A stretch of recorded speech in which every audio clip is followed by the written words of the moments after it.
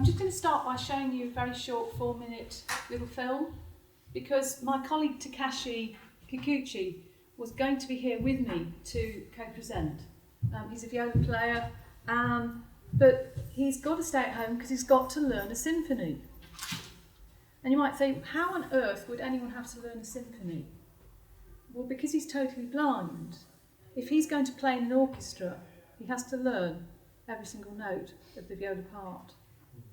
And so this takes months and months and months, and it's about 3 months, and he's not ready. He's not ready to be able to do that. And I think that's one of the things that is very important, that I've really enjoyed hearing from presentations this morning, that we're being reduced to what I would call a very imperialistic approach to making music. That reduces someone like Takashi's creativity. But new music and new interfaces makes it possible for him to be a creative artist as well. So I will just play a little bit of this film. This is our railway station. It's Huddersfield railway station. You might say, why on earth would anyone do a piece of performance on a railway station? Well, our team there's 4 of us. There's Takashi, there's Mikkel, myself and Duncan. And in consultation with the 2 blind performers, we had a great long chat. Where is the most accessible place on the planet? And they both felt the railway station, which is very interesting, because within the railway station is an infrastructure, and there are, you'll appreciate that you've got your announcements. So immediately there is someone who's there to support you, and they're fantastic people. But also you've got a whole system and network of support out there where you can ring up, and neither Takashi and Mikkel, Takashi's in his late 40s, Mikkel's in his mid-30s, have ever been let down by an arrangement to pick one of them up from one platform and take them to the next platform. And then also, you know, apart from, I think, my mistake, we were doing a piece at Spitalfields, and I said, hey, where should we meet? He said, well, how about Costa's? I got it confused with Nero's. Oh. And I thought Nero's was on Liverpool Street Station at the top and Costa's at the bottom. So we had this wonderful meeting with so-called 8 visually impaired and blind people that were all meeting at Costa's. I was at the top of the escalator, and they were at the bottom of the escalator because we were meeting in the wrong cafe. And you really have to check these things out. You know, where are you going to meet? And so, anyway, I'll play you this little bit of film. You can get a flavour of what the work is, and then talk a little bit about some of the concepts behind it. Hopefully, sound-wise. The first 3 slides are a lot of text, but I will talk, so you don't have to worry about reading that.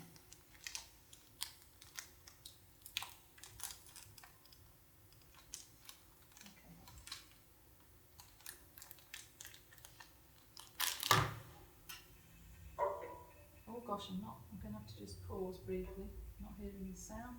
Do I need to plug in a sound out? Yes. Separate. I'm just thinking. Sorry, I'm in the dark. With that, I plunged myself in the dark. With that connection, you've only got video. Okay. Yeah, good. Okay, good. Thank you. Sorry.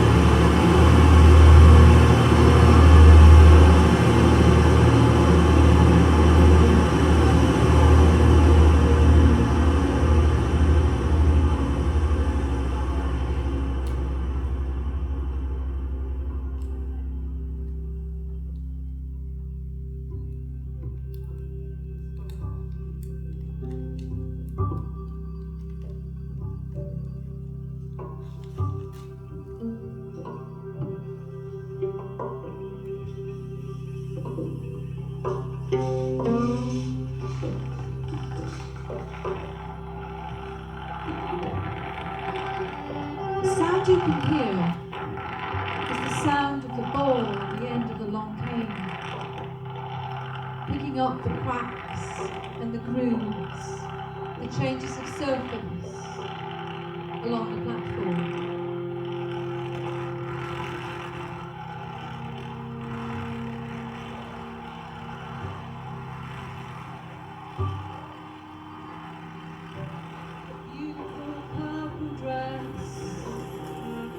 To seat with hold, she's lying on, totally lying on one side.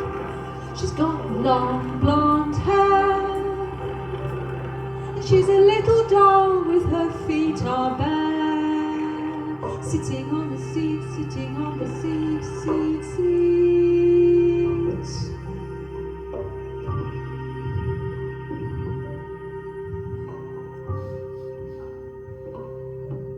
As Mikhail begins to move and bend into his right knee, there is a woman looks towards him. She has the most gorgeous, deep, mustard hat, framed by golden hair. As she moves closer to Mikhail, he curls up and begins to reach. As she moves ever closer, he's moving into an unfolding, curling, holding, as if he was making the pain soft. I can say I'm living in the world of the sight. I haven't seen anything through my eyes since birth, so the sound is always terribly important. And of course the wind blows and the air flows, so I can't miss any single moment of that. I do sometimes use my instrument and I can imitate the wind, or when I want to express myself and the word doesn't follow.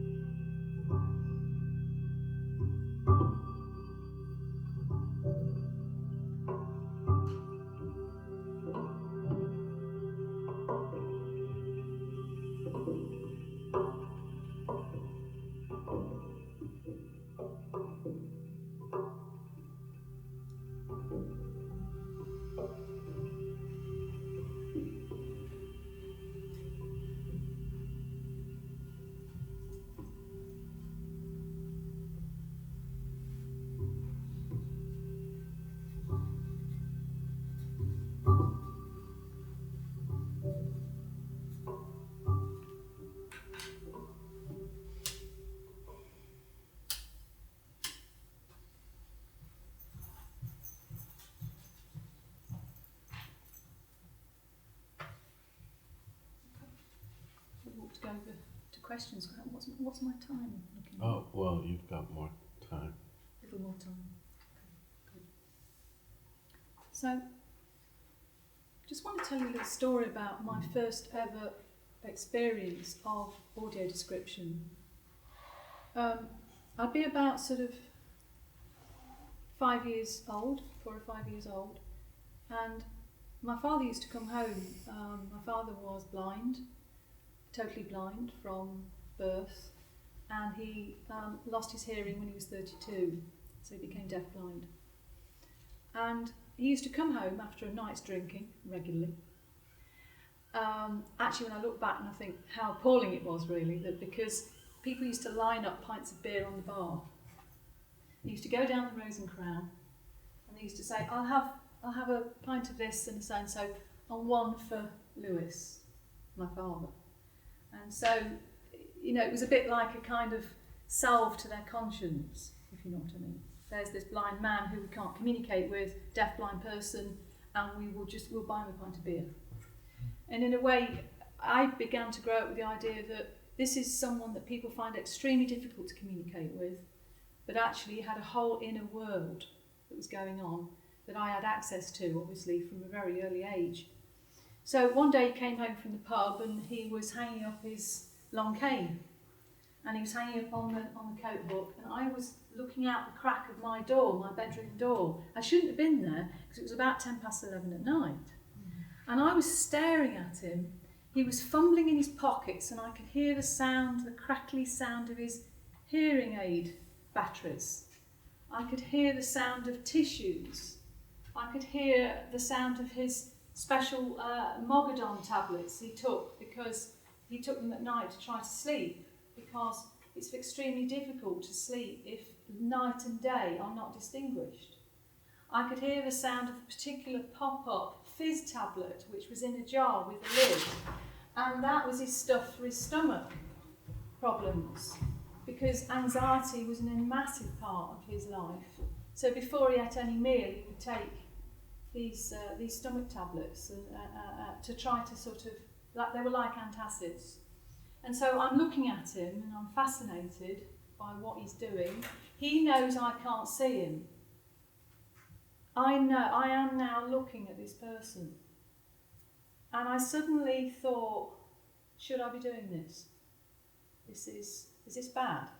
Should I be looking and studying a person who can't see me? Is that right? And that was it. It was a passing moment. Later on, of course, now, maybe, I don't know whether I'm wiser at all, but I suddenly thought, well, not just now, but I started to work as an audio describer and unite it with singing a long time ago. And I thought to myself, that situation came back to me, and I thought, hey, what if there'd been an audio describer in that hall? And that audio describer had looked at the situation and said, there's a little girl and a small crack in the door. She's not sure whether to be there or not, maybe looking a little, is this right? There's a man hanging up his cane, and there's a little tune from the crackle, the crackle, the crackle, the crackle, as he pops, the hearing aid battery. And I suddenly thought, oh, if there'd been this audio describer there, I reckon my dad would have done a little dance. I think he'd have performed. And really, that is what White Cane is all about, because if you have the presence of an audio describer, you have the possibility that all of a sudden that person can get information about what the audience is up to, and they can respond live in the moment. And we all know, because we're creators and performers, that the influence of others is absolutely crucial. So I'm looking at you, and there's a big gap in the middle, and there's one lone cup, and there's a man up at the top just behind his laptop, and there's a camera, and there's 2 cross microphones, and there's women on the edge. There's around 50-50 female men. Actually, I think there's a few more women here. These kinds of descriptions potentially give the blind, visually impaired performer, or like my father, give that person access to making a change in that moment. So that is, I don't know, I find it's funny. There's a humour, this is why I asked about humour. There's a humour to it, because you never know what's going to crop up. And one thing that's cropped up for us is that the builders in the area that we prepared to perform today have left everything, left holes and big things and a van, and we came, it was pristine. Mikhail explored the area with his long cane. He made it like it was his home, perfectly happy, beautiful trees, lots, sounds and all sorts. And, like, it happens. So the builders haven't gone. So now the central point where Mikhail was going to do the big grand moment where he was going to fly the cane into the air, and Duncan was going to do his fantastic electronics, and you're going to hear this airborne moment. Oh, there's a hole. There's a hole, literally, it's been dug by the builders. So I just love seeing the builders there. Thing is, so Mikhail's out there now, he's not here, because he's exploring the space and he's checking out for obstacles and stuff that's going to hit his shins. And this is so we thought, well, shall we go ahead with what we've got, or shall we move into the beautiful dance studio upstairs, which is lovely and you can kind of contain, but actually it wouldn't be in the spirit of White Cane, because the spirit of White Cane it's very much about that. That's the content of the work. So the presence of the audio describer, I can only do so much, but in terms of the truth, this is one of the problems with audio description, and why I think that becoming an art form through music, through singing, through it being integrated with a live performance, is that often you'll appreciate that you can choose what to describe, can't you? You know, you can describe the good stuff.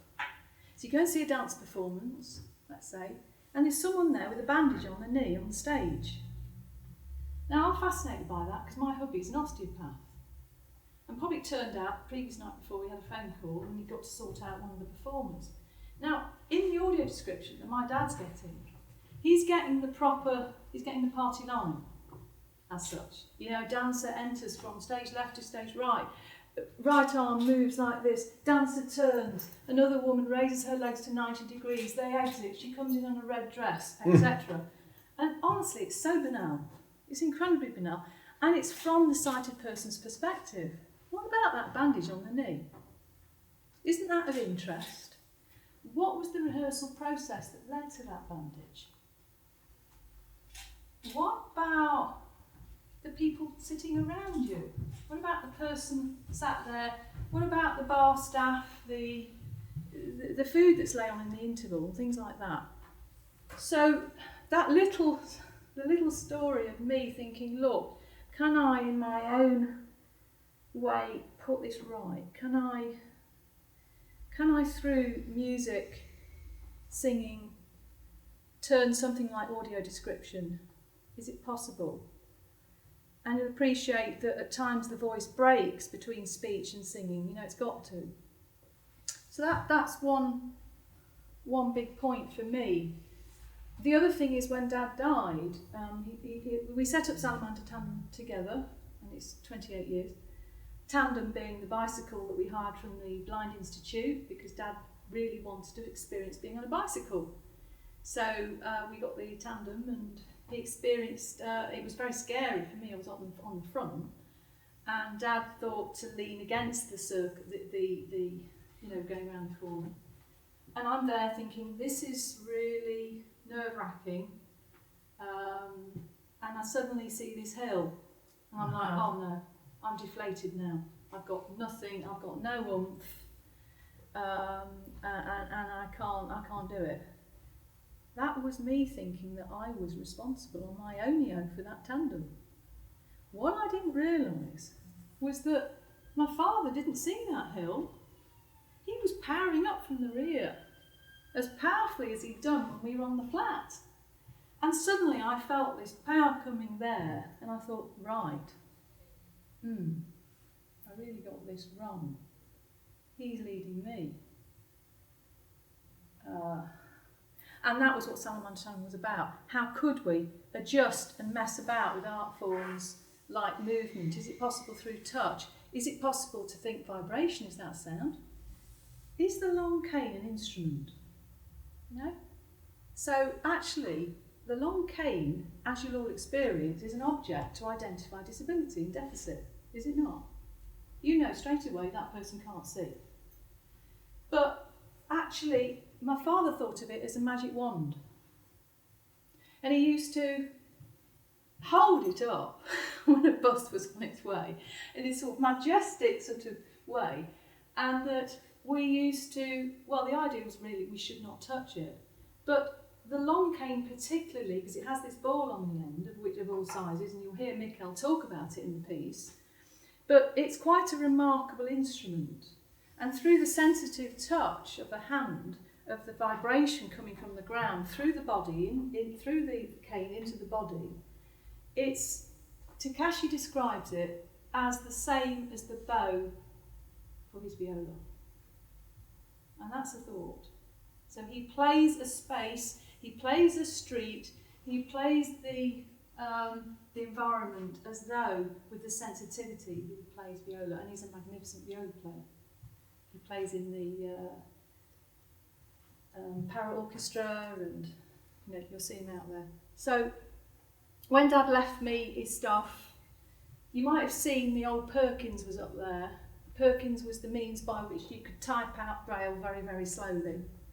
That then we created tactile maps, so that of the station platform. We've done the same out there. The only trouble is the tactile map is now defunct because we've got a new environment.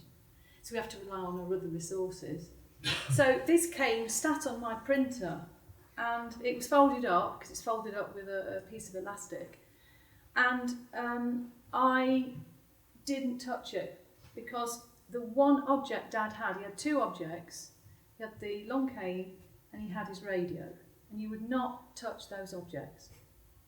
You imagine my brother was very naughty, he used to pick things up, move them and stuff like that, and we were told off for that. So when Dad left me those things and his Perkins, I did not touch the long cane. It just sat there. And it sat there until 2014, and so 3 years it sat there. And so trying to work out what to do next. Should we just, fold Salamanda Tandem? Is it of any value without Dad there? What could we do? Mikkel I've worked with since he was a student, since he was 17 years old. He is the absolute incredible long cane user. Young man that grew up in England with the most accessible, good special education you could get. So he's got that flow. He fights his way into bars and restaurants. And the great thing is, when we went to Estonia, if you want a quick route and you're on the cheapest airline, you're on Ryanair, then Mikkel will go through a crowd, and we're right behind him. So, gets rid of any old queues or anything. I think that's it, really. So, that's a little bit of, so the family is vital, you can see the roots. And still working, obviously my mother, who's been my dad's carer throughout her whole life, she had dementia, she got involved. So my brothers, sisters, nephews, all of them, everybody involved. But also Mikkel is very much, he doesn't have parents of his own. He's got his kind of family for me. So it's interesting how it's not a job, it's a way of life.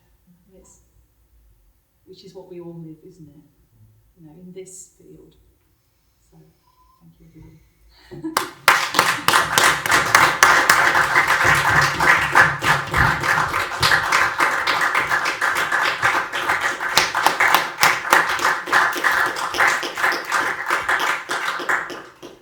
I said in my opening words that I thought I'd come up with some thematic groups throughout these 3 days, but little did I know that it would start with a very personal statement from Peter, and it would end with a very personal statement from Isabel.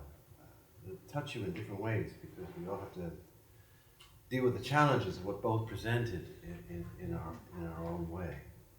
And we're very fortunate because there's a context, and now we'll see artistically what that's led to.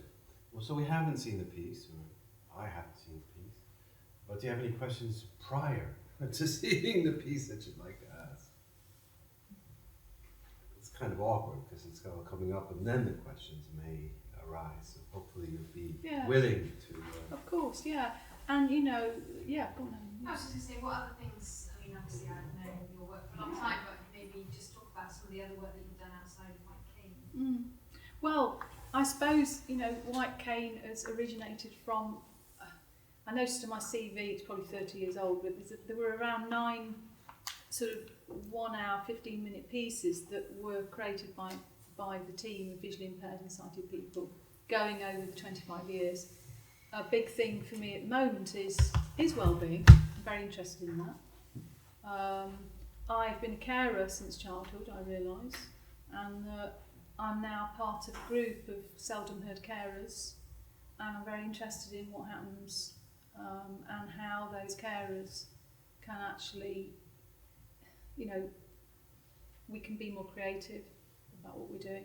So I'm doing a project called Sound Walk into Wellbeing at the moment, which is, it's amazing because it's the first time Salamanda Tandem have ever had money from social services.